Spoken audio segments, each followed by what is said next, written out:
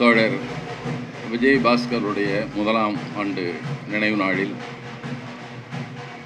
அவருடைய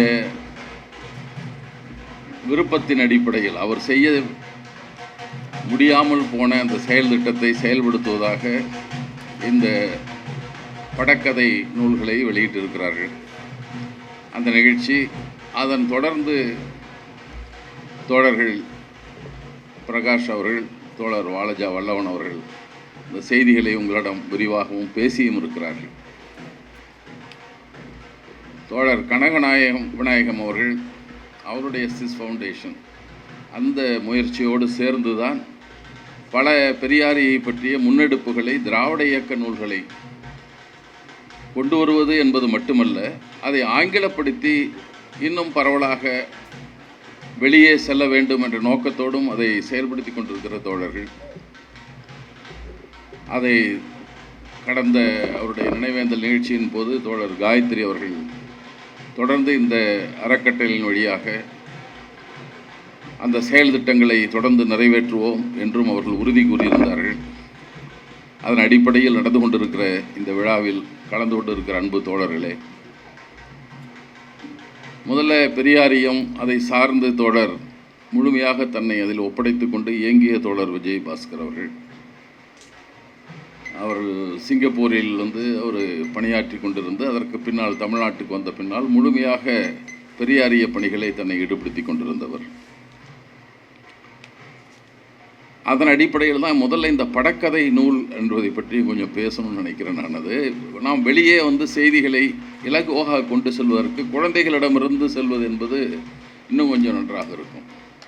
அந்த சிறு வயதில் அந்த சிந்தனைகள், அதை பற்றிய புரிதல், முழுமையாக புரிதல் இருக்கிறதோ இல்லையோ, ஒரு இக்னிஷன் மாதிரி இக்னைட் பண்ணி விடுற மாதிரி அப்போது தான் அதை பற்றிய ஒரு ஆவலை தூண்டி விடுவது இப்படிப்பட்ட படக்கதைகள் தான். படக்கதை நூல்கள்லாம் வர்றது பூரா புராணக்கதைகள் அடிப்படையிலான படக்கதைகளை தான் பார்த்துருக்கிறோம், அல்லது நகைச்சுவை தொடர்பான சில படக்கதைகளை பார்த்துருக்கிறோம். சிலவர் மட்டும் அதை வேறு மாதிரி எனக்கு அந்த நூல் பெயர் வரல, இப்போது அது வலியுறுவதில்லை. பழமொழிகள்லாம் அதை பற்றி கொஞ்சம் பகுத்தறிவு சார்ந்த படக்கதை நூல்கள் வந்து கொண்டிருந்தன. நான்லாம் என்னுடைய குழந்தைகள் குழந்தையாக இருந்தபோது என்னுடைய மகளுக்கு அதை வாங்கி கொடுத்துருக்கிறேன். அப்படி நூல்கள் எதையும் காணவில்லை. பெரியாரை பற்றி ஏன் படக்கதைகளை பார்த்தாலும் விடுதலையில் தொடர்ச்சியாக அந்த படக்கதை மிக நீண்ட காலம் வந்து கொண்டே இருந்தது. ஆனால் அது தொகுத்து ஒரு நூலாக்கப்படவில்லை என்ற வருத்தம் எல்லோருக்கும் இருக்கிறது. முதலில் பெரியாரை பற்றிய படக்கதை அல்லது படத்தோடு கூடிய கவிதை நூலாக குழந்தைகள் பொண்ணு மாதிரி தந்தை பெரியார் என்று சிங்கப்பூரிலிருந்து தான் முதல்ல வந்தது. அதற்கு பின்னால் இங்கு பாம்செஃப் மாநாட்டில் இந்தியில் பெரியாரை பற்றிய படக்கதை வெளிவந்தது. அதை தோழர் எஸ்விஆர் மாநாட்டுக்கு போன போது அதை வாங்கி எனக்கு கொடுத்தார். இந்தியில் இருப்பதாக நமக்கு தெரியாது, ஆனாலும் கூட அதை பெரியார் என்று புரிந்து கொள்ளலாம். ஆனால் அதில் வந்துகிற பெண்கள்லாம் முக்காடு போட்டு கொண்டு இருப்பார்கள். அவர்கள் வட இந்திய பெண்களாகத்தான் அவர்கள் காட்டப்பட்டிருந்தார்கள். அந்த ஓவியருக்கு அந்த படம் தான், அந்த முகம்தான் தெரிந்திருக்கும், அதை வரைந்திருக்கிறார். அதே மாதிரி பாடல்கள் வழியாக நம்முடைய குழந்தைகளுக்கான பாடல்களாக கவிஞர் களிப்பூங்குன்றன் ஒரு நூலினை போட்டிருந்தார். அவ்வளோதான் குழந்தைகளுக்கான நூல்களாக நமக்கு. இன்னொன்று, ஒரு ஏடுகள் நடத்தி கொண்டு இருந்தாலும் கூட அது ஈர்க்கும் வகையில் அது போகாமலே நின்று விட்டது என்ற வருத்தம் எல்லாருக்கும் இருந்தது. இன்னும் வர வேண்டும், அதிகமாக குழந்தைகளிடம் கொண்டு சேர்க்க வேண்டும். அந்த குறையை தீர்ப்பதில் முதல் முயற்சியாக எல்லாவற்றையும் இல்லை சொல்லிவிட முடியாது. இன்னும் அவர் எப்படி இந்த குருகுலத்தை பற்றி ஒன்றை போல ஒவ்வொரு போராட்டத்தை கூட விளக்க வேண்டியதாக இருக்கலாம். ஏன் அதை செய்ய வேண்டி வந்தது என்பதை விளக்குவது இளைஞர்கள் மத்தியில் மனதில் படிந்தால் இன்னும் கொஞ்சம் அதை பற்றிய புரிந்து கொள்வதற்கு அவர் முயற்சி செய்வார்கள். எல்லோரும் இல்லைன்னா கூட ஒரு சிலராவது. எனவே அந்த அடிப்படையில் நாம் இடஒதுக்கீட்டை பற்றி பேசுகிற போது தோழர் கூட சொன்னார், இந்த ஜோதிஃபா புலே அவர்களை நாம் சொல்லுகிறோம். அவர் தான் முதல்ல இதை பற்றி பேசியிருக்கிறார், நவீன வரலாற்றில் தான். ஆனால் அதை நடைமுறைப்படுத்திய தலைவர்களை பற்றி இவரே ஏன் படித்தார் என்றால், மெக்காலே கல்வி முறை வந்தபோது படித்ததால் அதை எழுத முடித்தது என்பதை தோழர் பிரகாஷ் அவர்கள் பேசுகிற போது சொன்னார். பல செய்திகள் அப்படித்தான் நடந்திருக்கிறது. சாகு மகராஜ் அவர்கள் வெளியிட்டிருக்கிறார்கள். அந்த 1902 50 விழுக்காடு இடங்கள் பார்ப்பனாதவர்களுக்கு என்று அவர் ஒதுக்கி இருக்கிறார். சில ஜாதிய வேறுபாடுகளை சொல்லி அவரும் அரசருக்கு சிவாஜிக்கு நடந்தது தான் சாகு மகாராஜ் நடக்கிறது. அவருக்கு ஆன பூஜை செய்ய முடியாது, சத்திரிகள் என்று யாரும் இல்லை, கலியுகத்திலே 2 பேர் தான் இருக்காங்க, பார்ப்பனர்கள் சூத்திரர்கள் 2 தான், சத்திரியரும் இல்லை வைசியரும் இல்லை என்று சொல்லி மறுப்பதால் அவர் இல்லை அதை விட பழமையான இன்னொரு முறை இருக்கிறது என்று சொல்லி அவரை நியமித்திருக்கார். அவர் செய்து கொள்ளவில்லை என்பது வேறு, நியமித்தார் என்ற அளவுக்கு போயிருக்கிறார் ஒரு பக்கம். இன்னொரு பக்கம் அவரை யார் முதல்ல அறிவித்து 2 சமஸ்தானங்கள், ஒன்று கோலாப்பூர் சமஸ்தானத்தில் இருந்த சத்ரபதி சாகு மகாராஜ், இன்னொருவர் இங்கே இருந்த 4வது கிருஷ்ணராஜ உடையார் என்கிற மைசூர் அரசர். இதில் என்ன சிறப்புன்னா 2 பேருக்கும் இளமை காலத்தில் பாதுகாவலாக இருந்து கல்வி கொடுத்தவர் ஒரு ஆங்கிலேய ICS அதிகாரி. அதான் ஸ்டுவார்ட் ஃப்ரேசர் என்ற ஒருவர் தான் இந்த 2 பேருக்குமே காவலராக ஒரு ICS அதிகாரி வந்து 5வது ஆண்டில் கோலாப்பூரில் இருந்த அரசு பதவி ஏற்க வேண்டியவர் இளைஞராக இருந்தால் அவருக்கு கல்வி கற்பிக்க வேண்டியதும், அவர் பதவி ஏறுகிற வரை அவரோடு இருந்து இயங்க வேண்டியதாகவும் அவர் இருந்திருக்கிறார். அதற்கு பின்னால் இளம் வயதிலே பதவிக்கு வரவேண்டி இருந்த, அப்போ வந்துவிடவில்லை, கிருஷ்ணராஜ உடையாருக்கும் அவர் தான் வந்து கற்பித்திருக்கிறார். நான் நினைக்கிறேன் இந்த இருவருக்கும் இப்படிப்பட்ட ஒரு புதுமை சிந்தனையை அந்த ஆங்கிலேயர்லேருந்து தான் விதைக்கப்பட்டிருக்கும் என்று நான் கருதுகிறேன். பொதுவாக பார்க்கிற போது 2 காலகட்டம் அப்படித்தான் வந்திருக்கிறது, 2 பேரும் அப்படித்தான் இருந்திருக்கிறார்கள். இன்னும் ஃப்ரேசர் டவுன் என்று கூட நமக்கு 2 விதத்தில் தெரியும். நம்ம ஆளுங்களுக்கு ஃப்ரேசர் டவுன் வழக்கு என்பதால் அதை பற்றி தெரியும். இன்னொன்று ஃப்ரேசர் டவுன் என்பது அவரை நினைவு கூர்ந்து பெங்களூரில் இருக்கிற ஒரு நகரம். அது இப்படி பல செய்திகளை பார்க்கிற போது இப்போ ஆங்கிலேயரால் தான் எல்லாம் கெட்டுவிட்டது என்று பேசி கொண்டிருக்கிறார்கள். பார்ப்பனர் வாழ்வு கெட்டுவிட்டு இருக்கலாம், அல்லது பார்ப்பனுடைய மேலாண்மைக்கு இடையூறு வந்திருக்கலாம், அவ்வளோதான். மற்றவர்களுக்கெல்லாம் நன்மையாகத்தான் இருந்திருக்கிறது. பல நேரங்களில் அவர்கள் அக்கறையோடு காட்டியிருக்கிறார்கள்.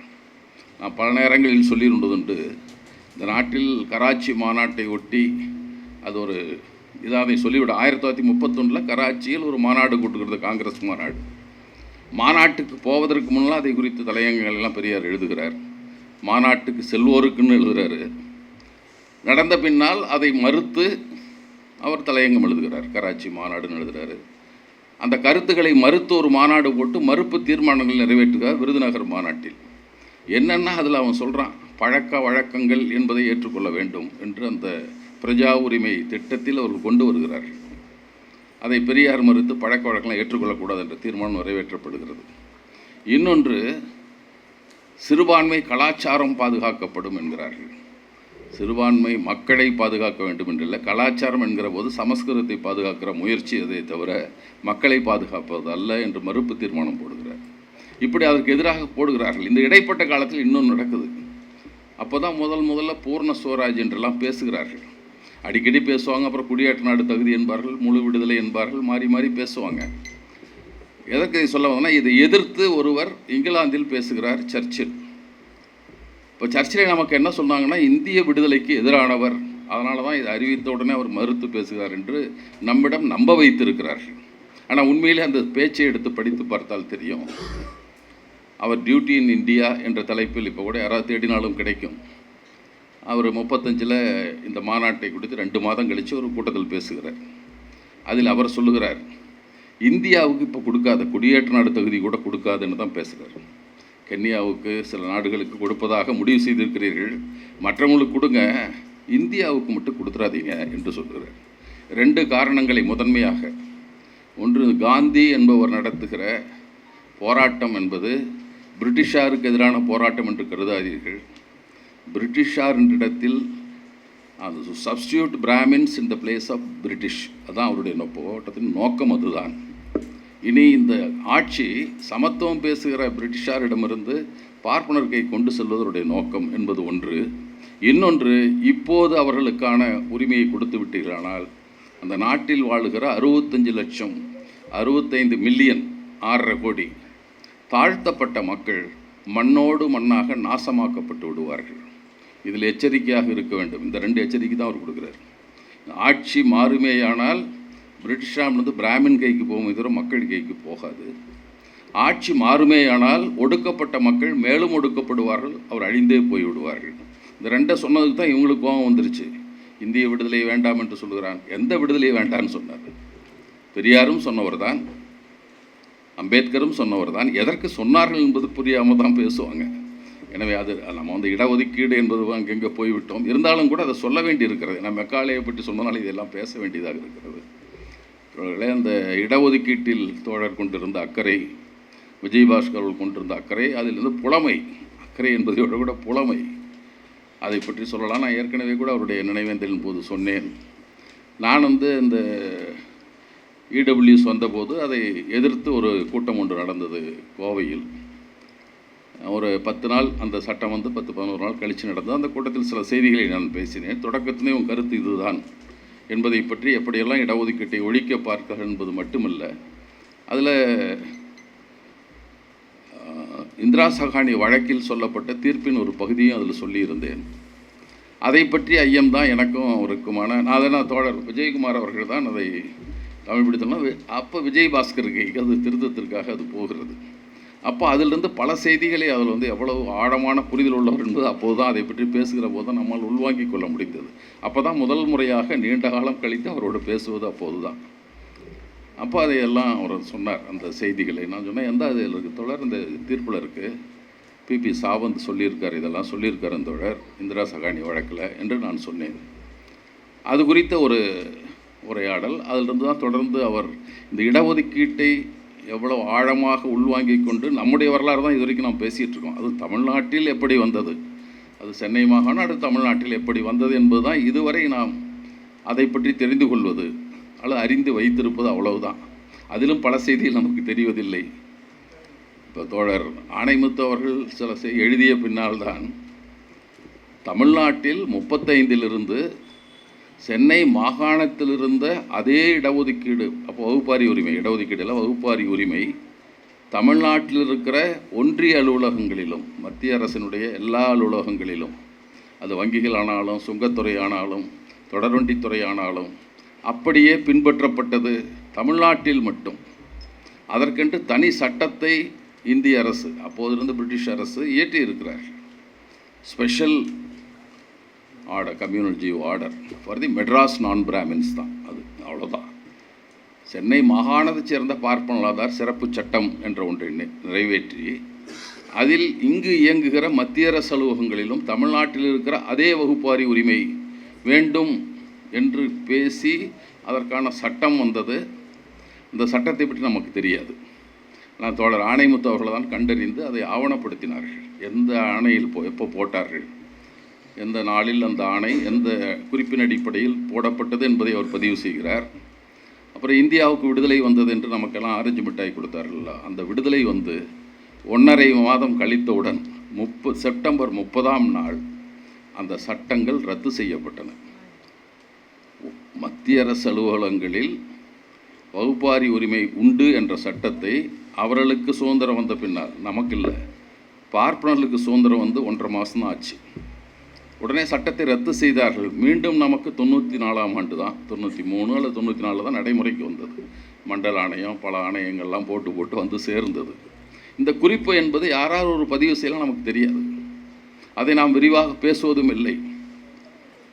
சட்ட திருத்தம், அதை பற்றியெல்லாம் நிறைய பேசியிருக்கோம். நம்ம வந்து அதுக்கான என்ன முயற்சி எடுக்கப்பட்டது, அதற்கான திருத்தம் செய்யலாம் என்கிற போது இங்கிருந்து அதை பற்றி நிறைய கட்டுரை பொலிட்டிக்கல் எக்கனாமிக் அண்ட் பொலிட்டிக்கல் வீக்கில் வந்திருக்கு, நிறைய கட்டுரைகள் வந்திருக்கு. அதை இங்கே PS குமார் ராஜா அப்போதிருந்த முதலமைச்சர் அதை பற்றி என்ன கடிதங்கள் எழுதியிருக்கிறார், அது எல்லாமே அதில் விரிவாக கட்டுரைகள் பல வந்திருக்கின்றன. அவர் சின்ன திருத்தெல்லாம் போதாது, தனியாக ஒரு பிரிவு உருவாக்க வேண்டும். அதான் 51 நாளை இவரே இங்கிருந்து பரிந்துரைக்கிறார்கள்.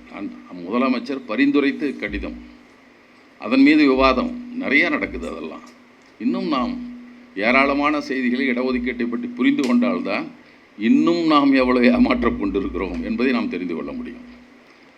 அந்த ஒரே ஒரு சொல்லை அம்பேத்கர் எழுதிவிட்டார். எழுதல, அவர் விவாதத்தின் போது சொல்லுகிறார், நீங்கள் இடஒதுக்கீடு என்று கொடுக்க போனால் தகுதி போய்விடுமே என்று சொல்லுகிறார்கள்.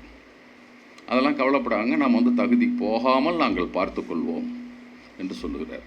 மீண்டும் கூட எப்படி போகாமல் இருக்கும் இப்படின்னு சொன்னாங்க. இடபிள்யூஎஸ் வர வரைக்கும் அதுதானே பேசிகிட்டு இருந்தான், தகுதி திறமை தானே பேசினான்.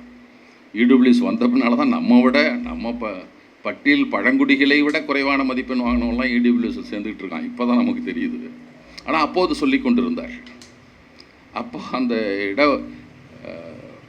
தகுதி போய்விடும் என்று சொன்னபோது புரட்சியாளர் அம்பேத்கர் அவர்கள் சொல்லுகிறார்கள், இல்லை, minimum of seats will be reserved என்று ஒரு வார்த்தை, ஒரே ஒரு வார்த்தை.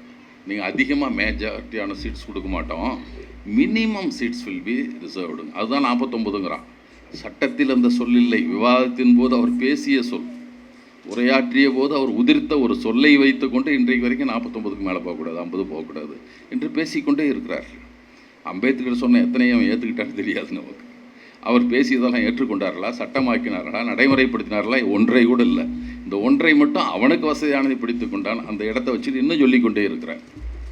அப்போ அதை நாம் விவாதத்துக்கு எடுத்து வந்து அதை மாற்றி அமைப்பதற்கான சூழல் நமக்கு இன்னும் இல்லை. ஏனென்றால் உச்சநீதிமன்றம் நமதாக இல்லை. இப்போ உச்சநீதிமன்றம் நமதாக இல்லைன்னா அடுத்து என்ன செய்கிறது? எல்லோரும் உச்சநீதிமன்றத்தில் பலரும் பங்கெடுப்பு இருந்தால்தான் அவர்களுக்கு எல்லாவற்றையும் தெரியும். இல்லைன்னா என்ன தெரியும் அவங்களுக்கு? ஒன்றுமே தெரியாது. அங்கே இருக்கிறவங்களாம் யார் சட்டம் இயற்றுகிறார்கள், சட்டம் இயற்றவனுக்கு ஒன்றும் தெரியாது.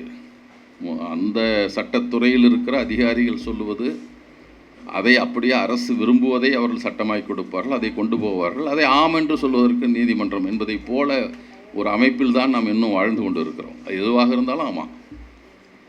இடபிள்யூஎஸ் இதை பற்றி சொல்கிறோம். இந்த வழக்கு வருகிறது, வழக்கை பற்றி நீட் அதை பற்றிய வழக்கு, இடபிள்யூஎஸ் வழக்கு. இது யாருடைய தலைமையில் இருக்கிற ஆயம் அதை விசாரித்தது? இறுதியாக குஜராத்தில் ஒரு நீதிபதி பட்டியல் சமூகத்தினர் தங்களுக்கான இடஒதுக்கீட்டை பற்றி பேசிய போது அதற்கான வழக்கில் தீர்ப்பு சொல்லுகிற போது ஒரு வரி எழுதினார், தீர்ப்பில் எழுதினார். எனக்கு பிடிக்கவே பிடிக்காத 2 சொற்கள், ஒன்று கரப்ஷன், இன்னொன்று ரிசர்வேஷன் எழுதினார்.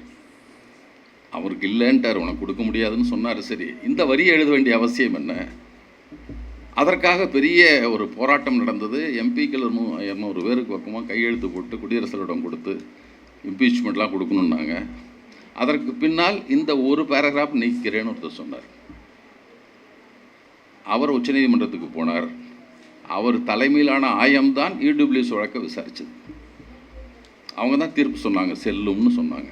இப்போ யாரை பார்த்து போடுறான்? இதெல்லாம் எப்படி நம்மால் தடுக்க முடியும், எப்படி செய்ய முடியும்? அவ்வளவு சக்தி நமக்கு இருக்கிறதா என்றால் இல்லை. இதுதான் இப்போ உள்ள சூழல். இந்த சூழலில் தான் இதையெல்லாம் விவாதித்து கொண்டு இருக்கிறோம். அப்போ நம்முடைய முயற்சி எவ்வளவு அதிகமாக இருக்க வேண்டும், அது ஒன்றிய அரசின் பார்வைக்கு செல்லுகிற அளவுக்கு அவர்கள் அதை தெரிந்து கொள்ளுகிற அளவுக்கு, இப்படி ஒரு எதிர்ப்பு இருக்கிறது, ஒரு கோரிக்கை இருக்கிறது என்று அறிந்து கொள்ளும் அளவுக்காவது கொண்டு செல்லுகிற முழு சக்தியை நாம் பயன்படுத்தி இதுவரைக்கும் செய்து கொண்டு இருக்கிறோமா என்பதையும் இந்த நேரத்தில் நாம் சிந்திக்க வேண்டியவர்களாக இருக்கிறோம்.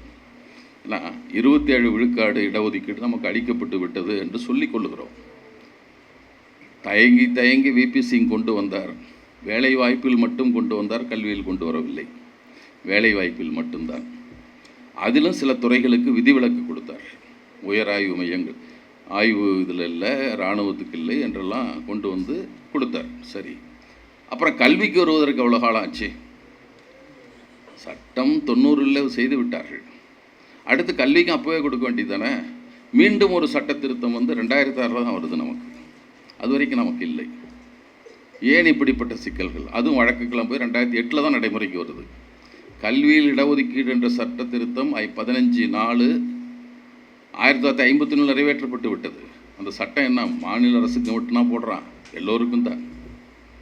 51 சட்டம் இயற்றப்பட்டு விட்டாலும் அதை ஒன்றிய அரசின் கல்வி நிலையங்களில் கொண்டு வருவதற்கு 2006 வரைக்கும் காத்துட்ருந்தோம். 55 ஆண்டுகள் கழித்து தான் நமக்கு வந்தது. அப்போ என்ன அழுத்தத்தை நாம் கொடுத்திருப்போம் என்று எண்ணி பாருங்கள். என்ன அழுத்தம் அவங்களுக்கு சென்று சேர்ந்திருக்கும், எப்படி இருந்திருப்பார்கள். அதே போலத்தான் இந்த சட்டத்தை கொண்டு வருவது 50க்கு மேலே வரக்கூடாதுன்னு பல வழக்கு தீர்ப்புகள் வந்து விட்டது. 60லேயே வழக்கு தீர்ப்பு வந்துருச்சு. Balaji versus state of Mysore என்ற வழக்கு அப்போதே கொடுத்து விட்டது. ஆனால் விபி சிங் கொடுத்ததுக்கப்புறம் அடுத்து நரசிம்மராவ் வந்தவர் இன்னொன்று போடுறாரு. இடஒதுக்கீட்டு வரையறுக்குள் அல்லாத பிரிவை சார்ந்த ஏழைகளுக்கு 10 விழுக்காடு இடஒதுக்கீட்டு அவர் கொடுக்குறார். தனியாக ஒரு அரசாணை பிறப்பிக்கிறார். இந்த இரண்டும் செல்லுமா செல்லாத தான் உயர்நீதிமன்றத்தில் வழக்கு. விபி சிங் போட்ட ஆணை செல்லுமா செல்லாதா, நரசிம்மராவ் போட்ட ஆணை செல்லுமா செல்லாதா. ஆனால் அவ்வளவு செஞ்ச நரசிம்மராவ் அந்த சட்டத்தில் ஒன்றை சொல்லியிருக்கிறார். அவர் போட்ட ஒஃபிஷியல் மெமோரண்டம், OM தான் அது நம்பர். அதில் அவர் சொல்லுகிறார், 27 விழுக்காட்டுக்கு கிரீமி லேயர் சொல்கிறார். அதுலேயே அவர் கிரீமி லேயரை பற்றி அவர் 91லேயே பேசுகிறார். அவர் தன்னுடைய திருத்தத்தின் போது அது குறிப்பிடப்படுகிறது. ஆனால் போதிய ஆட்கள் கிடைக்காத நிலையில் மீதி 27 இடங்களை நான் கிரீமி லேயரை வச்சு மன்னிக்கணும், கிரீமி லேயருக்குள்ளே இருக்கிறவங்க வச்சும் சேர்த்து கொள்ளலாம், அதில் நிரப்பிக் கொள்ளலாம் என்று அந்த வரி இருக்கிறது.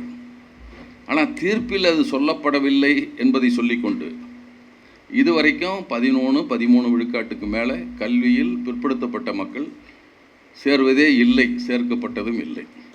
27 விழுக்காடுன்னு வாங்கி எவ்வளோ காலம் ஆச்சு? 90ல் உத்தரவு போட்டாங்க. இன்றைக்கு 36 ஆண்டுகள் கழிந்து விட்டன. வேலைவாய்ப்பில் வேண்டுமானால் ஒருத்தர் பதவி உயர்வு வந்து அல்லது பணி ஓய்வு வந்து போன பின்னாலும் அந்த இடத்துக்கு ஆள் புது ஆள் போட முடியும். இப்போல்லாம் ஆட்குறைப்பு தான் செய்கிறான், போட்டாலும் கூட அதற்கப்புறம் தான் செய்ய முடியும். அதுக்கு வேணால் காலம் தள்ளி போகலாம். ஆனால் கல்வி நிலையங்கள் அடுத்த ஆண்டிலே செய்யலாம். ஒவ்வொரு ஆண்டும் அதை பின்பற்ற வேண்டும். ஆனால் இவ்வளவு நாள் கழித்து கூட 27 இடங்கள் ஏன் பிற்படுத்தப்பட்டு நிரப்பப்படவில்லை? எல்லாம் கிரீமி லேயருக்கு மேலே வர்றாங்க. 8 லட்சத்துக்கு மேலே சம்பாதிக்கிறான். இப்போ தான் சம்பளத்தை சேர்க்கக்கூடாதுன்னு இப்போ ஒன்று போட்டிருக்கான். இப்போ இதுவரைக்கும் என்னாச்சு? புறக்கணிக்கப்பட்டவர்களுடைய நிலை என்ன? ஒவ்வொரு தீர்ப்பு வாங்குவதற்கு எவ்வளோ காலம் ஆகிறது? இதெல்லாம் பார்க்க வேண்டிய, இதையெல்லாம் புரிந்து கொள்வதற்கு இப்போ நான் நினைக்கிறோம், இப்போலாம் தோழர் விஜய் பாஸ்கர் இருந்தார், இதுக்குள்ளெல்லாம் போய் என்னென்னலாம் பார்த்து இதை நமக்கு தெளிவுபடுத்துவார். ஏன்னா நாம் வந்து களப்பணியில் இருப்பவர்கள் இந்த மாதிரி ஆராய்ச்சி பணிகளிலும் ஈடுபட முடியாது. எனவே இந்த சூழல் தான் இன்னும் அவர் இல்லாமல் அவருடைய இழப்பு இன்னும் நம்மை துன்புறுத்துகிறது. இப்படிப்பட்ட ஆய்வாளர்கள், தோழர் கூட சொன்னார், இன்னும் யாரும் வர வேண்டும், மகேந்திரன் அவர்கள் கூட அதை குறிப்பிட்டார்கள். இன்னும் அது மாதிரி வர வேண்டும், இருப்பார்கள், ஆனால் இன்னும் வெளி வர வேண்டும் என்ற கோரிக்கை அவர் முன்வைத்திருக்கிறார். அதே கோரிக்கையை தான் நானும் முன்வைத்து வருவார்கள், குறிப்பிடுவார்கள். அரசிடம் அதை பற்றிய ஒரு கோரிக்கை வரலாம். அரசின் கோரிக்கைக்கு வலியுறுத்தி அரசின் காதுகளுக்கு கேட்கிற அளவுக்கு ஒரு பெரும் போராட்டத்தை முன்னெடுவதற்கு நம்மில் எத்தனை பேர் வருவோம் என்பதுதான் இப்போ உள்ள கேள்வி. வேண்டும் என்பது விருப்பம், ஆனால் செய்ய வைக்க வேண்டும் என்பதற்கு விருப்பத்தோடு முடிந்து விடாது. அது பெரும் போராட்டத்திற்கு பின்னால் தான் முடியும். அப்போ நாம் எத்தனை பேர் அதற்கு வரப்போகிறோம்? வீதியில் வருவதற்கு எல்லாருக்கும் வாய்ப்பு இருக்காது. சரி, வீதியில் வர முடியலாம், அதனுடைய நியாயங்களை அடுத்தவரோட பேச முடியாதா? அடுத்தவரோட பற்றி விவாதிக்க முடியாதா? விவாதிக்க முடியும். ஏன் அதை கூட நாம் செய்வதில்லை? அல்லது அதற்கான வீதியில் இறங்கி போராடுகிறவர்களுக்கு துணை நிற்க வேண்டும், ஆதரவாக நிற்க வேண்டும் என்ற சிந்தனையை நாம் வளர்த்து கொண்டிருக்கிறோமா? இந்த கேள்விகள்லாம் உங்கள் முன்னால் வைத்து, இப்படிப்பட்ட கேள்விகளை நம்முள் உருவாக்கி இருக்கிற தோழர் விஜய் பாஸ்கருக்கு மீண்டும் அவருடைய புகழ் வணக்கங்களை செலுத்தி விடைபெறுகிறேன். வணக்கம்.